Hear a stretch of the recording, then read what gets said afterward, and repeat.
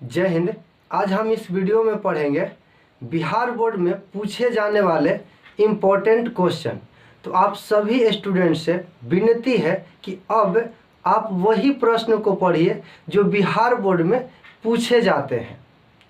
जितने भी question bank में क्वेश्चन पूछे जा रहे हैं या पूछे गए हैं, उसी क्वेश्चन को आप बहुत अच्छे तरीके से रिवीजन कीजिए, क्योंकि क्वेश्चन बैंक में इतना क्वेश्चन पूछा गया है कि वही क्वेश्चन 2023 में भी रिपीट किया जाएगा।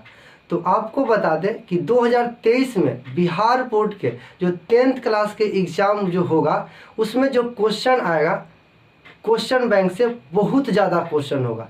तो सभी विद्यार्थी से निवेदन है, विनती है कि आप वही क्वेश्चन को पढ़िए जो क्वेश्चन हर एक बार रिपीट किया हुआ है। तो चलिए इस वीडियो में हम उसी प्रकार के क्वेश्चन को देखेंगे और समझेंगे और देखते हैं। चलिए क्वेश्चन आपका यह है, पहला नंबर क्वेश्चन, एक अर्धगोले का आयतन 18 पाई सेंटीमीटर क्यूब है, तो इसकी त्रिज्या ज्ञात कीजिए। यानी कि ये जो क्वेश्चन है बहुत बार पूछा गया है, तो इसे किस प्रकार से बनाइएगा कि आपको पूरा मार्क्स मिले। तो देखिए, इसमें क्वेश्चन में अर्धगोले का आयतन दिया हुआ है, कितना दिया हुआ है, 18 पाई सेंटीमीटर क्यूब। तो देखिए, जब हम इसे हल करेंगे तो सबसे पहले हमें अर्धगोला का आयतन याद होना चाहिए, ठीक है, सूत्र याद होना चाहिए। तो देखिए दिया गया है क्या, उसे लिख लेंगे। दिया गया है अर्धगोले का आयतन, अर्धगोले का आयतन यहाँ पे दिया गया 18 पाई सेंटीमीटर क्यूब, सेंटीमीटर क्यूब। चलिए, तो अर्धगोले का आयतन का सूत्र क्या होता है। तो अर्धगोले का यानी कि पूरा गोला का अगर सूत्र देखा जाए तो 4/3 अब पाई आर क्यू होता है, लेकिन यहाँ पे अर्धगोला है तो यहाँ पे सूत्र हो जाएगा 2/3 पाई आर क्यू, ये सूत्र होता है। और देखिए आयतन दिया हुआ है कितना, तो 18 पाई दिया हुआ है, ठीक है। तो देखिए सिंपल तरीके से पाई से पाई तो कैंसिल हो जाएगा। अब क्या बचा, 2/3 आर के क्यूब इक्वल टू में क्या है, 18। तो आगे देखेंगे आर के क्यूब, देखिए यहाँ पे कुछ नहीं है तो इंटू है, इक्वल टू, यहाँ देखिए 18, तो यहाँ पे इंटू है तो यहाँ पे डिवाइड में चला जाएगा। तो देखिए यहाँ पे क्या हो जाएगा, डिवाइड, 2/3। तो देखिए आगे आर के क्यूब इक्वल टू 18। अब देखिए 2 तो ठीक है, लेकिन ये 3 ऊपर चला जाएगा गुना में, तो यहाँ पे कितना हो जाएगा, 3। अब इसे काट दीजिए, 9 दूना के 18, क्या होगा जी, आर के क्यूब इक्वल टू 9 तिया 27, 27। ये जो आपका आया आर के क्यूब का मान आया, लेकिन हमें त्रिज्या सिर्फ आर का वैल्यू ज्ञात करके दिखाना है। तो यहाँ देखिए आर के क्यूब इक्वल टू आपको आ चुका है कितना, 27 आया है। देखिए यहाँ पे समझ लीजिए आर स्क्वायर बराबर, यानी कि समझ लीजिए एक्स स्क्वायर बराबर अगर 5 रहता है तो एक्स बराबर क्या होता है, इधर रूट आ जाता है और फिर 5, इस प्रकार से होता है। लेकिन यहाँ पे क्यू है, तो आर के क्यूब बराबर आपको 27 है, तो आर बराबर क्या होगा, क्यूबिक रूट अंडर यानी कि 27 होगा। रूट का मतलब होता है वर्गमूल और क्यूबिक रूट अंडर का मतलब होता है घनमूल। यानी कि 27 को क्या करना है जी, हमें घनमूल निकालना है, वही आपका आर आंसर होगा, यानी त्रिज्या का मान आ जाएगा। तो देखिए आर इक्वल टू, अब हम एलसीएम माध्यम से तो 27 को निकालेंगे। तो देखिए 3 से लगाएंगे तो कितना होगा, 9, फिर 3 से लगाएंगे तो कितना होगा, 3, और 3 से लगाएंगे तो कितना होगा, 1। वर्गमूल में 2 का जोड़ा लगता है, लेकिन जब घनमूल निकालते हैं तो 3 का जोड़ा लगता है। तो यहाँ पे 3 का जोड़ा आया तो क्या हो जाएगा जी, 3, यानी कि यही आपका क्या हो जाएगा, आंसर लिखेंगे। अतः त्रिज्या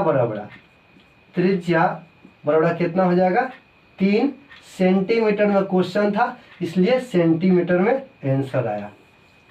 ठीक है, ये आपका क्या हो गया, आंसर आया। इस प्रकार से आप बनाइएगा, 2 नंबर प्राप्त हो जाएगा। चलिए अब हम देखते हैं नेक्स्ट क्वेश्चन। अब देखिए दूसरा नंबर प्रश्न है द्विघात बहुपद x² + x + 30 के शून्यकों को ज्ञात करें। यानी कि यहाँ पे एक समीकरण दिया हुआ है कि x² प्लस में 11x प्लस में 30 का शून्यक हमें ज्ञात करना है। ठीक है, यहाँ पे द्विघात यानी कि सूत्र का प्रयोग करने के लिए नहीं, यानी कि सिंपल तरीके से आपको शून्यक ज्ञात करके दिखा देना है। तो चलिए इसे हल करते हैं। तो देखिए हल कीजिएगा तो आपका दिया गया क्या है, यानी कि दिया गया है x² प्लस 11x और प्लस में 30, यही आपका क्या है, समीकरण है। इसे गुणनखंड विधि से हम क्या करते हैं, शून्यक ज्ञात करते हैं।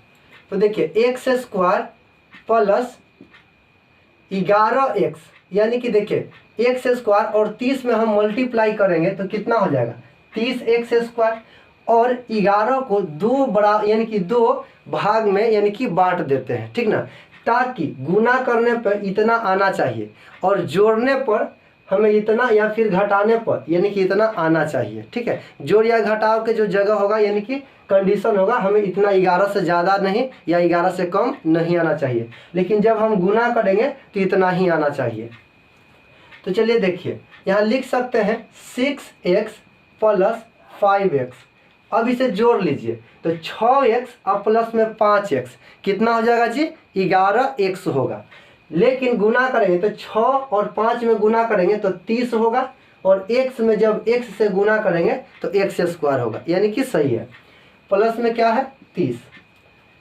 चलिए देखिए यहाँ पे x और यानी x² है, यानी कि x इंटू x है, यहाँ पे 6 इंटू x है, तो x के कॉमन ले लेंगे तो क्या बचेगा, यहाँ पे x बचेगा, प्लस में यहाँ x तो आ गया है तो क्या बचेगा, 6।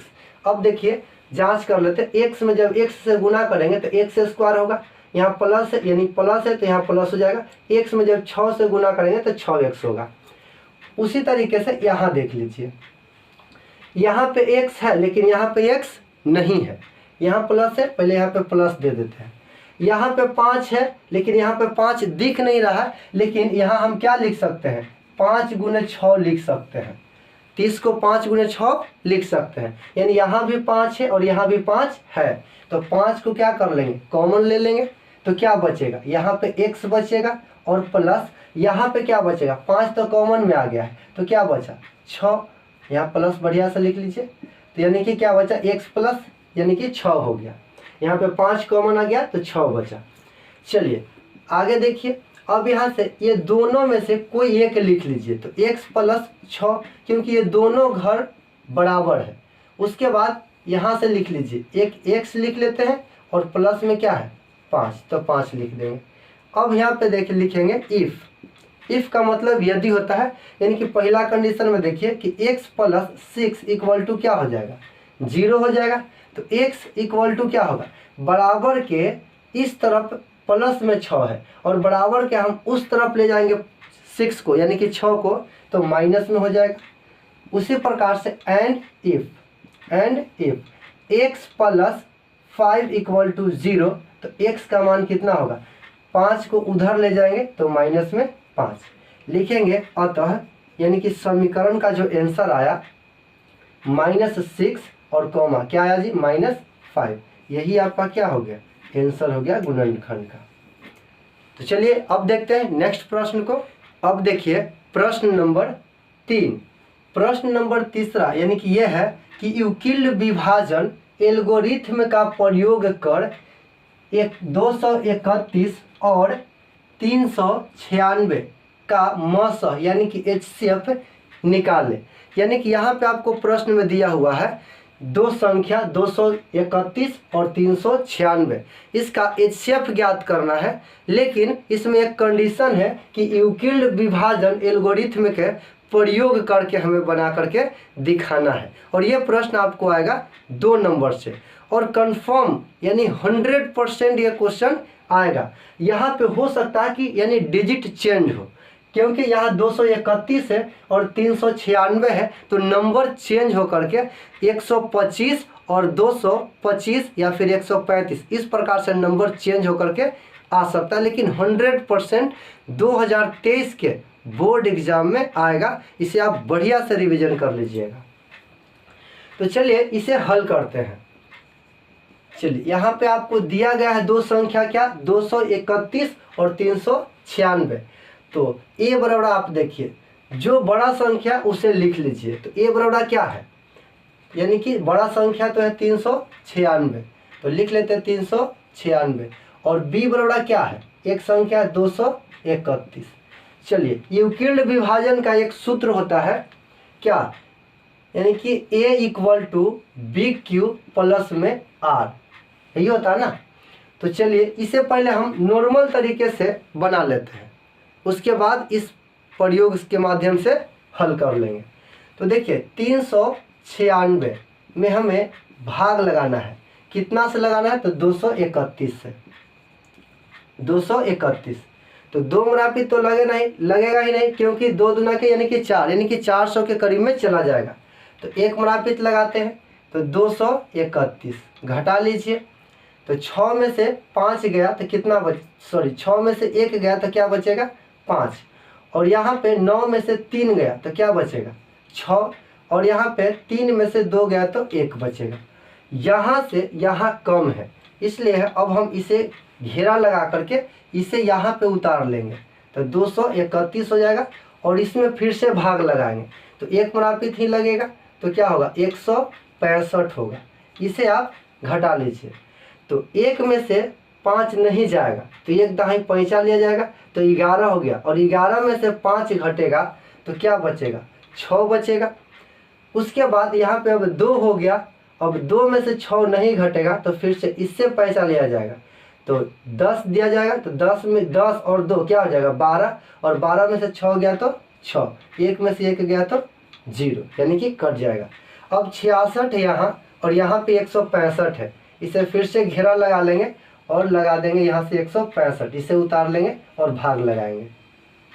तो कितना मुनाफिक लगाएंगे देख लेते हैं, 2 मुनाफिक लगेगा या नहीं। 2 मुनाफिक अगर लगता है तो लगा देते हैं। 6 दूना के 12, हासिल के 1 हो गया, और उसके बाद कितना हो जाएगा 6 दूना 12 और 1 13, यानी कि 132। 3 मुनाफिक नहीं लगेगा, ठीक है, क्योंकि 6 तरीके 18, अगर 3 मुनाफिक लगा करके देखते हैं तो 6 तरीके 18, 6 तरीके 18 और 1 19, ज़्यादा हो जाएगा। तो क्या हमें 2 मुनाफिक ही लगाना चाहिए। तो कितना हो जाएगा 6 दूना के 12, 6 दूना के 12 और 1 13, घटा लीजिए 3 हो जाएगा, और यहाँ से फिर 3 हो जाएगा, और 1 में से 1 गया तो कट गया।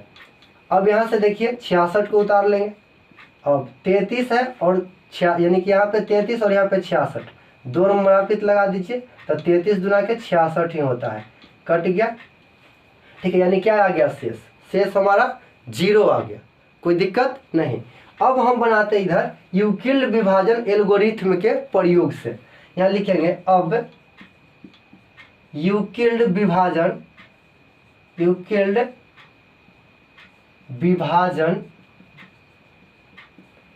एल्गोरिथ्म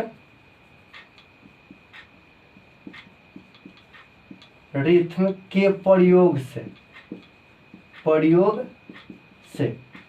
देखिए यूक्लिड विभाजन एल्गोरिथ्म के प्रयोग से, तो उसका एक सूत्र होता है a equal to B Q plus R. तो a का मान कितना है देख लीजिए 396, तो लिख लेंगे 396 इक्वल टू b का मान कितना है तो 231, तो 231 लिख लेंगे, प्लस यहाँ पे q का मान, तो देखिए q का मान यानी कि इंटू में है, तो हम कितना मुनाफिक लगाए 1 मुनाफिक, तो यहाँ 1 लिख देंगे, प्लस r का मान कितना शेष आया था तो 165, यहाँ लिख देंगे 165। चलिए आगे बढ़ते हैं, इसका काम हो चुका है। अब देखिए 200 यानी कि 31, यहाँ वाला देख लीजिए, तो 231 इक्वल टू कितना है 165, तो यहाँ 165 इंटू में कितना मुनाफिक लगाए थे तो 1 मुनाफिक, यहाँ 1 लिख देंगे, प्लस शेष कितना बचा था तो 66, यहाँ 66 लिख देंगे। उसी प्रकार से आगे बढ़ेंगे, तो ये कंडीशन में क्या होगा 165 इक्वल टू, अब इसे लिख लेंगे 66 और कितना मरापित लगाए थे 66 से हम 165 में 2 मरापित लगाए थे तो यहाँ 2 लिख देंगे और प्लस में शेष कितना आया था 33 आया था तो यहाँ 33 लिख देंगे। ठीक है, आगे बढ़ेंगे 66 और 33 तो 66 और यहाँ पे इक्वल टू में 33। चलिए कितना मरापित लगाए थे 2 मरापित, 2 और शेष कितना आया 0 आया। जब शेष 0 आ जाए तो आप समझ जाइएगा कि मेरा जो भाग है पूरा पूरा लग चुका है। उस कंडीशन में आप कितना से भाग लगाए हैं वही आपका HCF कहलाएगा। तो HCF बराबर कितना आ गया HCF का मान आ गया आपका 33। यही आपका क्या हो जाएगा आंसर हो जाएगा इस प्रश्न का। तो इस प्रकार से आप हल कीजिएगा, पूरा नंबर आपको मिल जाएगा। अगर आप सोच रहे हैं कि सिर्फ यही बना देंगे और ये छोड़ देंगे तो आपको 1 नंबर मिलेगा। अगर आप यही बना दीजिएगा और ये विधि नहीं अपनाइएगा तो फिर भी आपको 1 नंबर मिलेगा। लेकिन आप ये पूरा बनाते हैं तब जाकर के आपको बिहार बोर्ड में 2 नंबर का 2 नंबर मिल जाएगा। तो इस प्रकार से बनाइएगा। चलिए अब हम देखते हैं नेक्स्ट प्रश्न को। नेक्स्ट प्रश्न है क्वेश्चन नंबर 4। क्वेश्चन नंबर 4 आपका ये है कि समांतर श्रेणी 4, 9, 14 ... 254 में 20वां पद ज्ञात करके हमें दिखलाना है। तो देखिए आप इससे घबराइएगा नहीं कि यहाँ पे लास्ट वाला दे दिया गया है और फिर से 20वां पद पूछा जा रहा है। ठीक है, तो कोई दिक्कत वाली बात नहीं। 4, 9, 14 ... यहाँ पे कभी कभी आपका अंक नहीं दिया हुआ रहता है और वहाँ पे जितना नंबर पद ज्ञात करने के लिए रहता है वो पूछा जाता है। तो लास्ट पद भी दे दिया गया है और 20वां नंबर हमें पूछा जा रहा है। तो आप आसानी तरीके से बना सकते हैं इस प्रश्न को। देखिए यह समांतर श्रेणी का क्वेश्चन है, यहाँ यानी कि चैप्टर नंबर 5 से भी क्वेश्चन पूछा जाता है 2 नंबर का। तो आप बहुत अच्छे तरीके से बनाइएगा। इसमें 2 जो सूत्र है बहुत ही इंपॉर्टेंट है, TN बराबर और फिर उसे SN बराबर। 2 सूत्र को आप हमेशा याद रखिएगा। तो देखिए यहाँ पे आपको दिया गया है AP 4, 9 और 14 ... क्या दिया हुआ है 254। लेकिन हमें ज्ञात करना है कि कितना नंबर पद 20वां नंबर पद हमें ज्ञात करना है। तो देखिए ए यानी कि AP के प्रथम पद को हम A कहते हैं। अब वो सबसे आगे होता है। तो देखिए AP के प्रथम पद कितना है 4 और सार्व अंतर देखते हैं तो सार्व अंतर को हम लोग कहते हैं D। तो D का जो फॉर्मूला होता है यानी कि दूसरे स्थान में से पहले स्थान को घटाना। तो देखिए दूसरे स्थान पर क्या है 9 और पहले स्थान पर क्या है 4, तो यहाँ 4 लिख देंगे। तो अब 9 में से 4 को घटाइए तो कितना बचेगा 5। तो यहाँ पे A आ गया, D आ गया और यहाँ पे N का मान दिया हुआ है प्रश्न में, कितना दिया हुआ है 20। और हमें AN या TN का मान ज्ञात करना है, क्योंकि 20वां पद ज्ञात करना है तो TN का मान ज्ञात करना है। तो TN का सूत्र यहाँ लिखेंगे सूत्र से देखिए TN बराबर फॉर्मूला होता है A + N-1 इंटू में D। बस सभी का मान पुट कर दीजिए, कैलकुलेशन कीजिए, आपका आंसर आ जाएगा।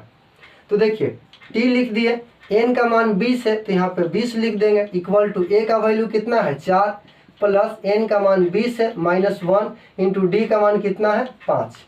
चलिए T 20 यानी कि 20 इक्वल टू 4 प्लस 20 में से 1 को घटा दीजिए तो 19 बचेगा और मल्टीप्लाई करना है कितना से 5 से। चलिए T20 इक्वल टू 4 प्लस, अब 19 में 5 से मल्टीप्लाई कीजिए तो क्या होगा जी देख लीजिए। 19 में 5 से गुना करते हैं तो 9 × 5 = 45 की 5 हासिल के 4, अब 5 और 4 कितना होगा 9, 19 × 5 = 95 यानी कि 95 और T20 इक्वल टू क्या हो जाएगा जी 95 और 4 99 यानी कि यही आपका क्या हो जाएगा आंसर होगा। लिख सकते हैं इसे अतः 20वां पद 99 होगा। ठीक है, 99 क्या हो जाएगा आंसर हो जाएगा। ठीक है, 20वां पद क्या होगा 99। तो आई होप कि आप बहुत अच्छे तरीके से इस प्रश्न को भी समझ गए होंगे। यहाँ पे आप अंक चेंज करके बना सकते हैं। यहाँ पे लिख लीजिएगा 2, यहाँ पे लिख लीजिएगा 4, यहाँ पे लिख लीजिएगा 6 ... और आप बना सकते हैं कि 15वां पद क्या होगा। तो आप इस प्रश्न को हल करके जो हम यहाँ बोर्ड पर लिखे इसका आंसर आप कमेंट बॉक्स में कमेंट कीजिएगा। नेक्स्ट प्रश्न है प्रश्न नंबर 5। अब देखिए प्रश्न नंबर 5 जो है 7वां लेसन से है, निर्देशांक ज्यामिति। यहाँ से भी क्वेश्चन एक प्रश्न पूछे जाते हैं। प्रश्न है बिंदुओं 2, 3 एवं -2 और फिर 3 के बीच के दूरी ज्ञात करना है। दो आपका एक बिंदु दिया है, जैसे कि जब हम हल करेंगे तो देख लीजिए 2 बिंदु है, यहाँ पे एक बिंदु है A और यहाँ पे एक बिंदु है B। एक बिंदु दे दिया गया है 2 और 3 और यहाँ पे बिंदु दे दिया गया है -2 और 3। इसके बीच के दूरी हमें ज्ञात करना है। तो बीच का दूरी का आपका सूत्र याद होना चाहिए, मूल बिंदु से बीच का दूरी ज्ञात होना चाहिए, ये सब सूत्र आपको याद रखना होगा। तो चलिए देखते हैं दूरी सूत्र का प्रयोग करते हैं। दूरी सूत्र, तो दूरी सूत्र क्या होता है, लिखेंगे ए बी के बीच की दूरी बराबर दूरी सूत्र होता है √x2 - x1 का whole square plus y2 - y1 का होल स्क्वायर। ये आपका सूत्र होता है। देखिए समझिए, जैसे ही आपका ब्रैकेट में अगर कुछ लिखा हुआ है, अंक लिखा हुआ है और उसके बीच में कॉमा रहे, जैसे कि यहाँ पे देखिए 2 और कॉमा 3 है, तो सबसे पहले x लिखाएगा और उसके बाद क्या लिखाएगा जी, y लिखाएगा। उसी प्रकार से यहाँ देखिए कॉमा से पहले x और उसके बाद क्या हो जाएगा, y होगा। अब देखिए पहला बिंदु है तो एक ही होना चाहिए और दूसरा बिंदु है तो 2 होना चाहिए। तो यहाँ पे x1 y1, यहाँ पे x2 y2। बस अगर ये जान गए तो आप बहुत अच्छे तरीके से इसे बना सकते हैं। देखिए रूट बना लिए और यहाँ पे करा x2, तो x2 कितना है, -2, यहाँ लिख देंगे -2 माइनस इस सूत्र के अनुसार लिख दिए। x1 का मान कितना है, 2 है, तो यहाँ पे 2 लिख देंगे और होल स्क्वायर बोला जा रहा है तो होल स्क्वायर दे देंगे प्लस y2, तो y2 का मान कितना है, 3 है, तो 3 लिख देंगे। सूत्र के अनुसार यहाँ माइनस है तो यहाँ पे माइनस दे दिए। y1 का मान कितना है, 3, तो यहाँ पे 3 लिख देंगे, ठीक है। और यहाँ पे स्क्वायर है तो स्क्वायर कर देंगे। इतना तो आप समझ ही गए होंगे। चलिए आगे देखते हैं, रूट बना लेते हैं और देखिए -2 और -2 यानी कि जुट जाएगा लेकिन साइन रहेगा माइनस के, तो -2 और -2 तो -4 होगा। यहाँ पे लिखेंगे -4 के होल स्क्वायर, यहाँ पे बीच में प्लस है तो प्लस दे देंगे। 3 रुपया आपके पास है और 3 रुपया वो आप खर्च कर दिए, तो आपके पास कितने बचे हुए हैं, 0, 0, एक भी नहीं बचा हुआ है। यहाँ पे लिख देंगे 0 और इसका स्क्वायर कर देंगे। चलिए आगे बढ़ते हैं। रूट के अंदर देखिए 4 के स्क्वायर तो क्या होगा, 4 गुने 4। अब यहाँ पे देखिए -4 का अगर स्क्वायर करते हैं तो -4 गुने -4। जब हम गुना के कंडीशन में देखते हैं तो माइनस में जब माइनस से गुना होता है तब प्लस हो जाता है, और 4 में 4 से गुना करेंगे तो 16। और किसी भी संख्या के आगे हम प्लस नहीं लिखते हैं, तो यहाँ पे प्लस नहीं लिखेंगे यानी कि सिर्फ 16 लिखेंगे, तो क्या होगा 16। और 0 के स्क्वायर करेंगे तो क्या होगा, 0। चलिए आगे देखिए, अब 16 में 0 जोड़ देंगे तो 16 यानी कि उसके बराबर ही होगा, तो 16 लिख देंगे। अब 16 रूट के अंदर है, अब 16 रूट के अंदर है तो इसे हम क्या करेंगे जी, वर्गमूल निकालेंगे। तो वर्गमूल निकालेंगे कैसे, देखिए 16 लिख देंगे और 2 से लगाएंगे कितना 8, फिर 2 से लगाएंगे 4, 2 से लगाएंगे कितना होगा 2, और 2 से लगाएंगे तो 2। इस कंडीशन में वर्गमूल में बताया गया है कि वर्गमूल में 2 गो का जोड़ा लगता है लेकिन घनमूल में 3 गो का जोड़ा लगता है। तो यहाँ पे देखिए 2 गो का जोड़ा लगा दिए, तो यहाँ से निकल करके आया 2 और यहाँ से निकल करके आया 2, तो क्या हो जाएगा 4 हो जाएगा। तो सिंपल से यानी कि कितना आंसर आने वाला है 4। तो ए और बी के बीच के जो दूरी हुआ तो कितना हुआ 4, यही आपका क्या हो जाएगा आंसर होगा। ये देखिए ये आपका जो प्रश्न है वो 6ठा लेसन से प्रश्न है, यानी कि त्रिभुज से। इस चैप्टर से बच्चे काफ़ी ज़्यादा डरे होते हैं, लेकिन डरने की बात नहीं है। इतना अच्छा से समझ में आएगा कि आपको एक बार के बाद दोबारा इस वीडियो को देखने की ज़रूरत नहीं होगा। तो चलिए बहुत आसानी तरीके से इस प्रश्न को हल करते हैं। देखिए प्रश्न है कि दिए गए चित्र में DE समानांतर BC, AD का मान दिया हुआ 2 सेंटीमीटर, DB का मान दिया हुआ 6 सेंटीमीटर और यहाँ पे AE का मान दिया हुआ 3 सेंटीमीटर। तो EC का मान हमें ज्ञात करके दिखाना है। तो देखिए यहाँ पे एक त्रिभुज है AB और C, BC के समानांतर क्या है जी, DE है, या फिर DE के समानांतर क्या है, BC। समानांतर का मतलब होता है कि इस प्रकार से एक रास्ता जा रहा है और इसके सामने जस्ट एक रास्ता गया, तो समझ लीजिए कि क्या समानांतर है। आपस में एक रेखा दूसरे रेखा से टकराना नहीं चाहिए। जैसे कि ट्रेन की पटरी आप देखते होंगे कि एक दूसरे के यानी कि पास जाकर के टकराता नहीं है। आप कभी कभी सोचेंगे कि अगर ट्रेन की पटरी है तो एक चेंज होता है तो क्या होता है, कट जाता है। तो यहाँ से जैसे ही कटा तो यहाँ पे क्या होगा, यहीं से फिर इसका भी मोड़ होता है। दोनों के बीच के जो डिस्टेंस होता है समान होता है, इसलिए वो समानांतर यानी कि समानांतर है। यानी कि यहाँ पे देखिए DE समानांतर क्या है, BC है। तो देखिए यहाँ पे A और D का मान कितना है, 2 सेंटीमीटर, D और B का मान कितना है, 6 सेंटीमीटर। उसी प्रकार से इधर A और E का मान कितना है, 3 सेंटीमीटर और E और C का मान हमें ज्ञात करके दिखाना है। यही आपको ज्ञात करना है कि यहाँ पे क्या वैल्यू लिखाएगा। तो चलिए देखिए यहाँ पे हल करते हैं। तो दिया गया है तो आप देख लिए हैं कि AD बराबर कितना दिया हुआ है, DB बराबर कितना दिया हुआ है और EC बराबर AE बराबर कितना दिया हुआ है। तो हमें EC का मान ज्ञात करना है। लिख दीजिए दिया गया है देखिए AD बराबर 2 सेंटीमीटर, DB बराबर 6 सेंटीमीटर और AE बराबर 3 सेंटीमीटर। तो देखिए थेल्स प्रमेय हम जानते हैं, थेल्स प्रमेय का सूत्र क्या होता है, AD बटा BD इक्वल टू AE बटा EC। इस सूत्र को हम सिद्ध कर दिए हैं, ठीक है। सिद्ध करके यानी कि वीडियो अपलोड कर दिया गया है। अगर आप उस वीडियो को नहीं देखे हैं तो डिस्क्रिप्शन में लिंक दिया हुआ है, आप वहां से जा करके देख सकते हैं। तो चलिए आगे देखते हैं। हम जानते हैं कि लिखेंगे, हम जानते हैं कि AD बटे BD इक्वल टू AE बटे EC। किस प्रकार जानते हैं, तो थेल्स प्रमेय से यानी कि थेल्स प्रमेय से जानते हैं, ठीक है। चलिए आगे इधर समझिए।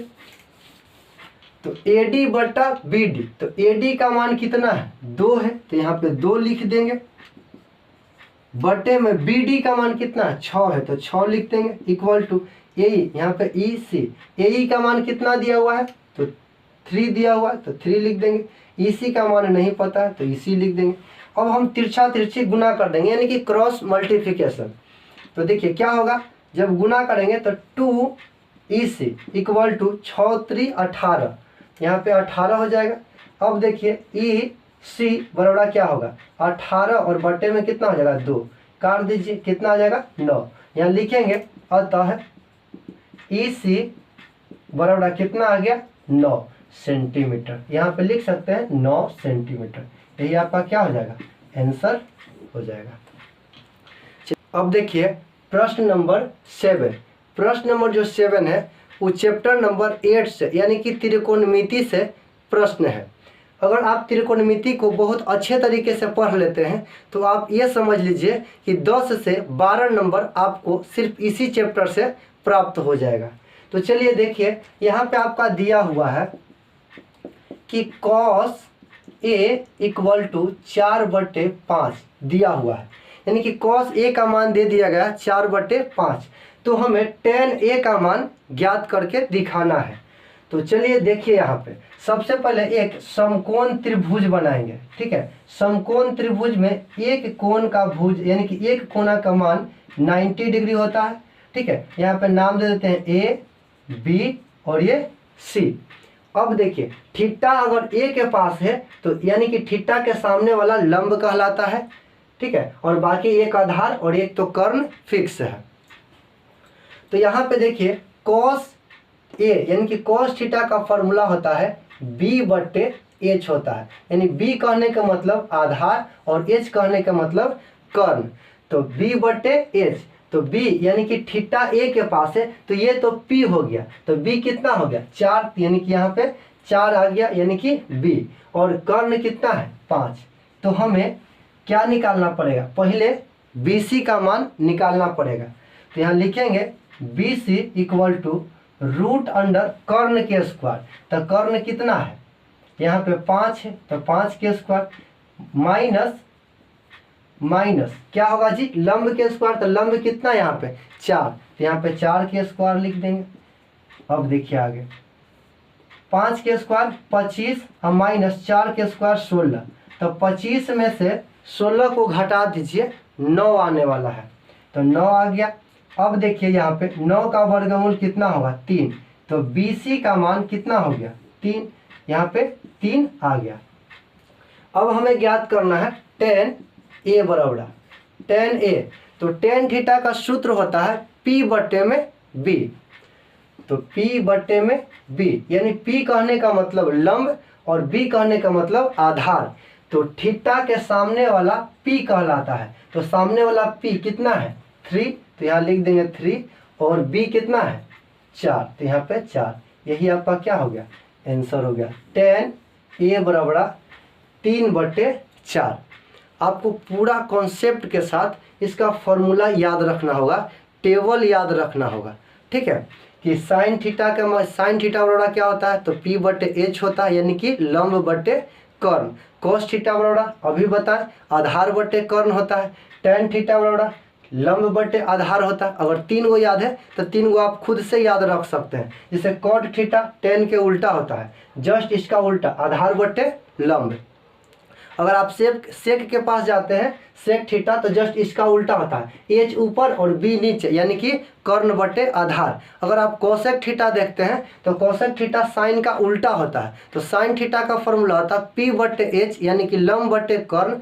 तो कोसेक थीटा में कर्ण बटे लंब होगा। उसके बाद sine 0 degree, sine 30 degree, sine 45 degree, sine 60 degree और साइन 90 डिग्री, यानी कि sine cos tan sec cosec, इस प्रकार से जितने मान दिए हुए उस सभी का टेबल आपको याद होना चाहिए, तभी जा करके आपको इससे पूरा का पूरा नंबर बना सकते हैं बिहार बोर्ड में। क्योंकि क्वेश्चन जो आएगा कोई ज़रूरी नहीं है कि कोस ए का मान पूछा गया और यहाँ दे दिया गया और tan A का मान पूछा गया, तो इसी प्रकार के क्वेश्चन, ये तो क्वेश्चन इस प्रकार से पूछा ही जाता है। आपको फिर वैसा भी क्वेश्चन पूछा जाएगा जिसमें टेबल का ज़रूरत हो। जैसे कि प्रश्न आता है tan 45 degree plus cos square 60 degree बराबर वाट, इस प्रकार से आपका प्रश्न मिल जाएगा। तो यहाँ पे 60 डिग्री का मान रखना पड़ेगा और यहाँ पे 45 डिग्री का मान रखना पड़ेगा। तो चलिए अब हम देखते हैं नेक्स्ट प्रश्न को। अब देखिए प्रश्न नंबर 8। प्रश्न नंबर 8 है प्रायिकता से। आपके मैथ का जो पुस्तक है सबसे लास्ट चैप्टर, यानी कि चैप्टर नंबर 15, उसमें पढ़ने के लिए प्रायिकता, और प्रायिकता से एक प्रश्न पूछा जाता है। तो देखिए प्रश्न है, एक थैले में 3 लाल और 5 काली गेंद है।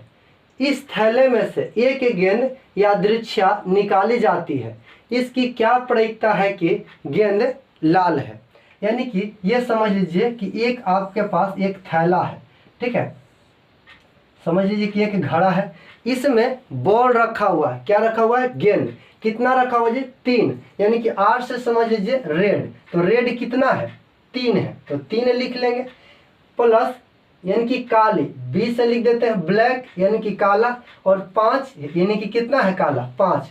टोटल को जोड़ लीजिए, टोटल कर लीजिए, टोटल कितना हो गया 5 और 3 8 हो गया, ठीक है। तो इस थैले में टोटल कितना आया 8, तो उससे हम कुल संभव परिणाम लिखेंगे।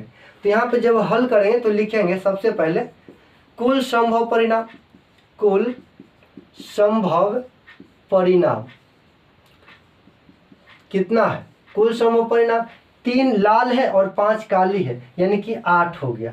अब आपसे क्वेश्चन पूछा जा रहा है कि इसमें से एक गेंद निकाला जाता है, उसकी क्या प्रायिकता है कि गेंद लाल होगा। तो लिखेंगे गेंद लाल होने का संभव परिणाम, संभव परिणाम। देखिए कोई बच्चा इसमें से हाथ लगा करके एक बॉल निकाला तो एक संभावना ही कर रहा ना, उसको आंख को पट्टी से बांध दिया गया और संभावना ही किया जा रहा है कि वो जो गेंद है वो किस कलर के है, तो लाल है। कैसा है जी, लाल। तो लाल कितना है इसमें, 3 है, तो यहाँ पे लिख देंगे 3। अब प्रायिकता PE1 क्या होता है, यानी कि प्रायिकता का सूत्र होता है संभव परिणाम बटे में कुल संभव परिणाम। तो संभव परिणाम आपका कितना है, 3 है, तो 3 लिख देंगे और कुल संभव परिणाम कितना है, 8 है, तो यहाँ 8 लिख देंगे। तो देखिए अगर यहाँ पे कटने लायक होता तो काट देते और नहीं तो यहीं पे आंसर लिख देंगे। प्रायिकता बराबर, प्रायिकता बराबर आपका आंसर आ गया 3/8। यही आपका क्या होगा, आंसर होगा। कोई दिक्कत नहीं।